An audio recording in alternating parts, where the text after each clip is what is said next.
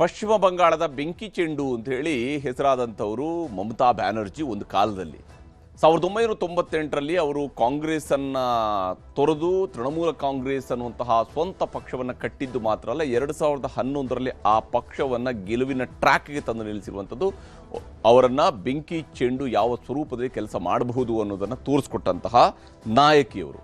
ಆದರೆ 15 ವರ್ಷಗಳ ಆಡಳಿತ ಮುಕ್ತಾಯ ಆಗಿ ಸರಿಯಾಗಿ 1 ತಿಂಗಳು ಕಳೆಯೋದ್ರ ಒಳಗಡೆ ಅವರಿಗೆ ತೃಣಮೂಲ ಕಾಂಗ್ರೆಸ್ಸನ್ನು ಇನ್ನು ಮುಂದೆ ನಿಭಾಯಿಸ್ಕೊಂಡು ಹೋಗುವುದೇ ಕಷ್ಟ ಅನ್ನುವ ಪರಿಸ್ಥಿತಿ ನಿರ್ಮಾಣ ಆಗಿದೆ.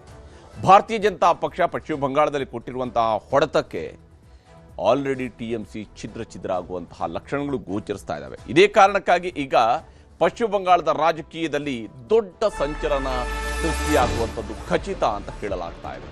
ಯಾಕಂದರೆ ಕಾಂಗ್ರೆಸ್ ಸೇರೋದ್ರ ಮೂಲಕ, ಅಂದರೆ ಕಾಂಗ್ರೆಸ್ ಜೊತೆಗೆ ತನ್ನ ಇಡೀ TMCಯನ್ನು ಮರ್ಜ್ ಮಾಡೋದ್ರ ಮೂಲಕ ಮಾಜಿ ಮುಖ್ಯಮಂತ್ರಿ ಮಮತಾ ಬ್ಯಾನರ್ಜಿ ಹೊಸ ರಾಜಕೀಯ ನಡೆಯನ್ನು ಇಡೋದಕ್ಕೆ ಹೊರಟಕ್ಕೆ ಭಾಸವಾಗ್ತಾ ಇದೆ. BJP ಆಪರೇಷನ್ಗೆ ಟಕ್ಕರ್ ಕೊಡೋದಕ್ಕೆ ಇಂಡಿಯಾ ಕೂಟ ಈ ಒಂದು ಮಹಾ ಪ್ಲಾನ್ ಅನ್ನು ಮಾಡ್ಕೊಂಡಿದೆ. ಅವರಿಗಿರುವಂತಹ ಈಗ ಅವರ ಕಣ್ಣ ಮುಂದಿರುವಂಥದ್ದು ಇಡೀ ಒಂದು ತನ್ನ ಪಕ್ಷವನ್ನು ಹಿಡಿದಿಟ್ಕೊಳ್ಳೋದಕ್ಕೆ ಸಾಧ್ಯ ಆಗೋದಿಲ್ಲ ಅನ್ನುವಂಥದ್ದು ಅವರಿಗೆ ಸಂಪೂರ್ಣವಾಗಿ ಮನದಟ್ಟಾಗಿರುವಂಥದ್ದು ಗೋಚರಿಸ್ತದೆ. ಯಾಕಂದರೆ 20ಕ್ಕೂ ಹೆಚ್ಚು MP ಈಗಾಗಲೇ ಪಕ್ಷದಿಂದ ಹೊರ ಹೋಗೋದ್ರ ಕಡೆಗೆ, ಸ್ಪೀಕರ್ ಅವ್ರನ್ನ ಭೇಟಿಯಾಗಿ ಸಪರೇಟ್ ಆದಂಥ ಪತ್ರವನ್ನು ಕೊಡೋದ್ರ ಕಡೆಗೆ ಹೊರಟಿ ನಿಂತಿದ್ದಾರೆ. ರಾಜ್ಯಸಭಾ MP ಒಬ್ಬರಾದ ಮೇಲೊಬ್ಬರು ರಾಜೀನಾಮೆಯನ್ನು ಕೊಡ್ತಾ ಇದ್ದಾರೆ. ಹೀಗಿರುವಾಗ ತನ್ನ ಪಕ್ಷವನ್ನು ಉಳಿಸ್ಕೊಳ್ಬೇಕು ಅಂತೇಳಿ ಆದರೆ ಅವರ ಮುಂದೆ ಬಹಳಷ್ಟು ಆಯ್ಕೆಗಳು ಇಲ್ಲ.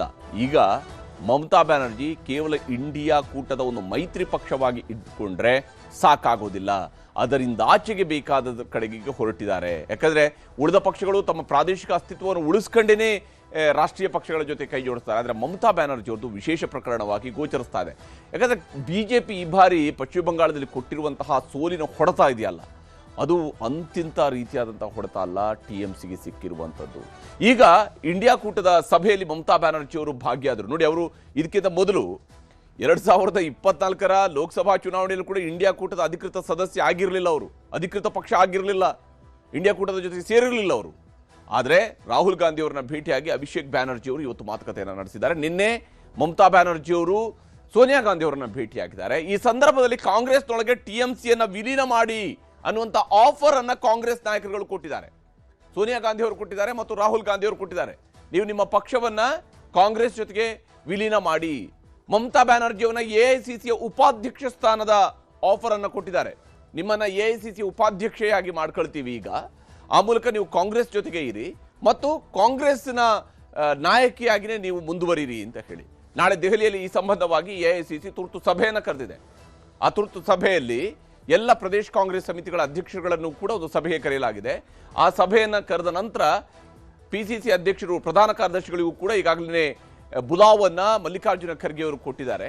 ಅಷ್ಟೇ ಅಲ್ಲದೆ ನಾಳೆ ಒಂದು ತುರ್ತು ಸಭೆಯಲ್ಲಿ ಈ ಮಹತ್ವದ ವಿಷಯವನ್ನು ಪ್ರಸ್ತಾಪ ಮಾಡಿ ಅದಕ್ಕೆ ಅಧಿಕೃತ ಮುದ್ರೆಯನ್ನು ಒತ್ತುವಂತಹ ಸಾಧ್ಯತೆ ಗೋಚರಿಸ್ತಾ ಇದೆ. ಆ ಮೂಲಕ ಕಾಂಗ್ರೆಸ್ ಜೊತೆಗೆ ವಿಲೀನ ಆಗಬಹುದು. ಇಲ್ಲಿ ವಿಧಾನಸಭೆ ಚುನಾವಣೆಯಲ್ಲಿ ಆಗಿರುವ ಹೀನಾಯ ಸೋಲು ಇಲ್ಲಿ BJPಯ ಫ್ಯಾಕ್ಟರ್ ಹೊರತು ಬೇರೆ ಯಾವ ಕಾರಣಕ್ಕಾಗಿಯೂ ಕೂಡ ಮಮತಾ ಬ್ಯಾನರ್ಜಿ ಈ ಹಂತದಲ್ಲಿ ಕಾಂಗ್ರೆಸ್ ಸೇರೋದ್ರ ಕಡೆಗೆ ಮೇ 4ರ ಹಿಂದಿನ ದಿವಸವರೆಗೆ ಅಥವಾ ಮೇ 4ರವರೆಗೂ ಕೂಡ ಅವರು ಯೋಚನೆ ಮಾಡಲಿಕ್ಕೆ ಚಾನ್ಸೇ ಇರಲಿಲ್ಲ, ಇಂಥದ್ದೊಂದು ಕಾಲ ನನಗೆ ಬರಬಹುದು ಅಂತೇಳಿ. ಆದರೆ ಈಗ ಅವರು ಶಾಸಕರಾಗಿಯೂ ಕೂಡ ಮಮತಾ ಆಯ್ಕೆ ಆಗಲಿಲ್ಲ. ಅವರು ತನ್ನ ಬಾಬನಿಪುರ ಕ್ಷೇತ್ರದಲ್ಲೂ ಕೂಡ ಸೋಲನ್ನು ಕಂಡಿದ್ದಾರೆ. ಅವರು TMC ಶಾಸಕರು, ಸಂಸದರು, ಮಾಜಿಗಳು ಇವರೆಲ್ಲರೂ ಕೂಡ ಈಗ ಟಾರ್ಗೆಟ್ ಆಗ್ತಾ ಇದ್ದಾರೆ. ತನ್ನ ಪಕ್ಷವನ್ನು ಉಳಿಸ್ಕೊಳ್ಳುವಂಥದ್ದು ಹೇಗೆ ಅನ್ನುವಂಥ ಒಂದು ಸಮಸ್ಯೆ ಆದರೆ, ಮತ್ತೊಂದು ಕಡೆಯಲ್ಲಿ IT, ED, CBI ತನಿಖೆಗಳ ಭೀತಿಯನ್ನು ಕೂಡ ಮಮತಾ ಬ್ಯಾನರ್ಜಿ ಅವರು ಎದುರಿಸ್ತಾ ಇದ್ದಾರೆ. ಈಗ ಅವರಿಗೆ ಒಂದು ರಾಷ್ಟ್ರೀಯ ಪಕ್ಷದ ಆಸರೆ ಬೇಕಾಗಿದೆ. ಹೀಗಾಗಿ TMCಯ 20 ಸಂಸದರ ಆಪರೇಷನ್ ಬೇರೆ ನಡೀತಾ ಇದೆ. ಅದು ನೇರವಾದಂಥ ಆಪರೇಷನ್ ಆಗೋದನ್ನ ತಡಿಬೇಕು ಅಂತ ಹೇಳಿ ಆದರೆ ಅವರು ಈ ಹಂತದಲ್ಲಿ ಕಾಂಗ್ರೆಸ್ ಅನ್ನ ಸೇರೋದ್ರ ಕಡೆಗೆ ಅವರು ಯೋಚನೆಯನ್ನು ಮಾಡ್ದಂಗೆ ಕಾಣ್ತಾ ಇದೆ. ಯಾಕಂದ್ರೆ ಒಮ್ಮೆ 20 ಜನ ಸಂಸದರು ಸಪರೇಟ್ ಆಗಿ ಹೋಗಿ ಆಲ್ರೆಡಿ ಲೆಟರ್ ಕೊಟ್ಬಿಟ್ರೆ ಅಲ್ಲಿಗೆ ಮುಗೀತು. ಎಂತೆಂಥವ್ರು ಹೋಗ್ತಿದ್ದಾರೆ ಅಂತ ಹೇಳಿದ್ರೆ, ಈಗ ಸಯೋನಿ ಘೋಷ್ ಅಂತವರು ಮೊನ್ನೆ ಅಷ್ಟೇ BJPಗೆ ವಾಚಾಮಗೋಚರವಾಗಿ ಬೈತಾ ಇದ್ದಂತಹ ಸಯೋನಿ ಘೋಷ್ ಅಂತವರು ಏನು ಮಮತಾ ಬ್ಯಾನರ್ಜಿಯನ್ನ ಅವರೇ ಇಂದ್ರ ಅವರೇ ಚಂದ್ರ ಅನ್ನೋ ರೀತಿಯಲ್ಲಿ ಹೊಗಳ್ತಾ ಇದ್ದಂತಹ ನಾಯಕಿ ಕೂಡ ಇವತ್ತು ಮಮತಾ ಬ್ಯಾನರ್ಜಿ ಅವರನ್ನ ಬಿಟ್ಟು ದೂರ ಹೋಗೋದಕ್ಕೆ ರೆಡಿಯಾಗಿ ನಿಂತಿದ್ದಾರೆ.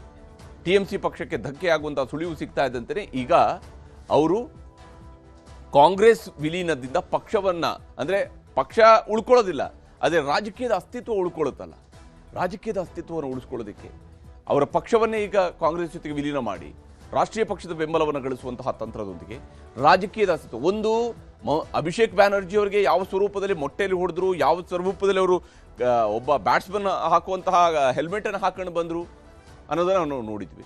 ಈ ಎಲ್ಲ ಕಾರಣಕ್ಕಾಗಿ ಈಗ ಮಮತಾ ಬ್ಯಾನರ್ಜಿ ಒಂದೇ ಏಟಿಗೆ ಕಾಂಗ್ರೆಸ್ಗೆ ಮತ್ತೆ ಶಿಫ್ಟ್ ಆಗುವಂತಹ ಲಕ್ಷಣಗಳು ದಟ್ಟವಾಗಿ ಗೋಚರಿಸಿದೆ. ನಾಳೆ ಅಂತಿಮವಂತಹ ನಿರ್ಧಾರ ಈ ವಿಚಾರದಲ್ಲಿ ಹೊರಬೀಳಬಹುದು.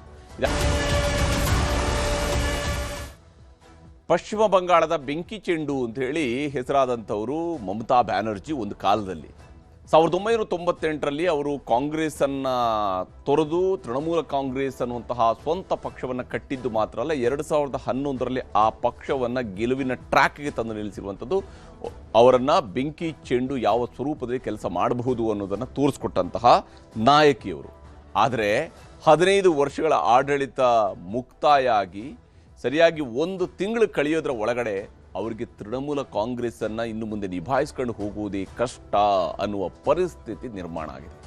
ಭಾರತೀಯ ಜನತಾ ಪಕ್ಷ ಪಶ್ಚಿಮ ಬಂಗಾಳದಲ್ಲಿ ಕೊಟ್ಟಿರುವಂತಹ ಹೊಡೆತಕ್ಕೆ ಆಲ್ರೆಡಿ TMC ಛಿದ್ರ ಆಗುವಂತಹ ಲಕ್ಷಣಗಳು ಗೋಚರಿಸ್ತಾ ಇದ್ದಾವೆ. ಇದೇ ಕಾರಣಕ್ಕಾಗಿ ಈಗ ಪಶ್ಚಿಮ ಬಂಗಾಳದ ರಾಜಕೀಯದಲ್ಲಿ ದೊಡ್ಡ ಸಂಚಲನ ಸೃಷ್ಟಿಯಾಗುವಂಥದ್ದು ಖಚಿತ ಅಂತ ಹೇಳಲಾಗ್ತಾ ಇದೆ. ಯಾಕಂದರೆ ಕಾಂಗ್ರೆಸ್ ಸೇರೋದ್ರ ಮೂಲಕ, ಅಂದರೆ ಕಾಂಗ್ರೆಸ್ ಜೊತೆಗೆ ತನ್ನ ಇಡೀ TMCಯನ್ನು ಮರ್ಜ್ ಮಾಡೋದ್ರ ಮೂಲಕ ಮಾಜಿ ಮುಖ್ಯಮಂತ್ರಿ ಮಮತಾ ಬ್ಯಾನರ್ಜಿ ಹೊಸ ರಾಜಕೀಯ ನಡೆಯನ್ನು ಇಡೋದಕ್ಕೆ ಹೊರಟಕ್ಕೆ ಭಾಸವಾಗ್ತಾ ಇದೆ. BJP ಆಪರೇಷನ್ಗೆ ಟಕ್ಕರ್ ಕೊಡೋದಕ್ಕೆ ಇಂಡಿಯಾ ಕೂಟ ಈ ಒಂದು ಮಹಾ ಪ್ಲಾನ್ ಅನ್ನು ಮಾಡ್ಕೊಂಡಿದೆ. ಅವರಿಗಿರುವಂತಹ ಈಗ ಅವರ ಕಣ್ಣ ಮುಂದಿರುವಂಥದ್ದು ಇಡೀ ಒಂದು ತನ್ನ ಪಕ್ಷವನ್ನು ಹಿಡಿದಿಟ್ಕೊಳ್ಳೋದಕ್ಕೆ ಸಾಧ್ಯ ಆಗೋದಿಲ್ಲ ಅನ್ನುವಂಥದ್ದು ಅವರಿಗೆ ಸಂಪೂರ್ಣವಾಗಿ ಮನದಟ್ಟಾಗಿರುವಂಥದ್ದು ಗೋಚರಿಸ್ತದೆ. ಯಾಕಂದರೆ 20ಕ್ಕೂ ಹೆಚ್ಚು MP ಈಗಾಗಲೇ ಪಕ್ಷದಿಂದ ಹೊರ ಹೋಗೋದ್ರ ಕಡೆಗೆ, ಸ್ಪೀಕರ್ ಅವ್ರನ್ನ ಭೇಟಿಯಾಗಿ ಸಪರೇಟ್ ಆದಂಥ ಪತ್ರವನ್ನು ಕೊಡೋದ್ರ ಕಡೆಗೆ ಹೊರಟಿ ನಿಂತಿದ್ದಾರೆ. ರಾಜ್ಯಸಭಾ MP ಒಬ್ಬರಾದ ಮೇಲೊಬ್ಬರು ರಾಜೀನಾಮೆಯನ್ನು ಕೊಡ್ತಾ ಇದ್ದಾರೆ. ಹೀಗಿರುವಾಗ ತನ್ನ ಪಕ್ಷವನ್ನು ಉಳಿಸ್ಕೊಳ್ಬೇಕು ಅಂತೇಳಿ ಆದರೆ ಅವರ ಮುಂದೆ ಬಹಳಷ್ಟು ಆಯ್ಕೆಗಳು ಇಲ್ಲ. ಈಗ ಮಮತಾ ಬ್ಯಾನರ್ಜಿ ಕೇವಲ ಇಂಡಿಯಾ ಕೂಟದ ಒಂದು ಮೈತ್ರಿ ಪಕ್ಷವಾಗಿ ಇದ್ದುಕೊಂಡ್ರೆ ಸಾಕಾಗೋದಿಲ್ಲ, ಅದರಿಂದ ಆಚೆಗೆ ಬೇಕಾದ ಕಡೆಗೆ ಹೊರಟಿದ್ದಾರೆ. ಯಾಕಂದರೆ ಉಳಿದ ಪಕ್ಷಗಳು ತಮ್ಮ ಪ್ರಾದೇಶಿಕ ಅಸ್ತಿತ್ವವನ್ನು ಉಳಿಸ್ಕೊಂಡೇ ರಾಷ್ಟ್ರೀಯ ಪಕ್ಷಗಳ ಜೊತೆ ಕೈ ಜೋಡಿಸ್ತಾರೆ. ಆದರೆ ಮಮತಾ ಬ್ಯಾನರ್ಜಿ ಅವ್ರದ್ದು ವಿಶೇಷ ಪ್ರಕರಣವಾಗಿ ಗೋಚರಿಸ್ತಾ ಇದೆ. ಯಾಕಂದರೆ BJP ಈ ಬಾರಿ ಪಶ್ಚಿಮ ಬಂಗಾಳದಲ್ಲಿ ಕೊಟ್ಟಿರುವಂತಹ ಸೋಲಿನ ಹೊಡೆತ ಇದೆಯಲ್ಲ, ಅದು ಅಂತಿಂತ ರೀತಿಯಾದಂಥ ಹೊಡೆತ ಅಲ್ಲ, TMCಗೆ ಸಿಕ್ಕಿರುವಂಥದ್ದು.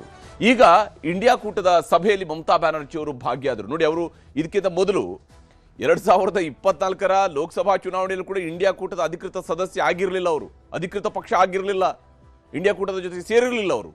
ಆದರೆ ರಾಹುಲ್ ಗಾಂಧಿ ಅವರನ್ನ ಭೇಟಿಯಾಗಿ ಅಭಿಷೇಕ್ ಬ್ಯಾನರ್ಜಿ ಅವರು ಇವತ್ತು ಮಾತುಕತೆಯನ್ನು ನಡೆಸಿದ್ದಾರೆ. ನಿನ್ನೆ ಮಮತಾ ಬ್ಯಾನರ್ಜಿ ಅವರು ಸೋನಿಯಾ ಗಾಂಧಿ ಅವರನ್ನ ಭೇಟಿಯಾಗಿದ್ದಾರೆ. ಈ ಸಂದರ್ಭದಲ್ಲಿ ಕಾಂಗ್ರೆಸ್ನೊಳಗೆ TMCಯನ್ನು ವಿಲೀನ ಮಾಡಿ ಅನ್ನುವಂಥ ಆಫರ್ ಅನ್ನ ಕಾಂಗ್ರೆಸ್ ನಾಯಕರುಗಳು ಕೊಟ್ಟಿದ್ದಾರೆ.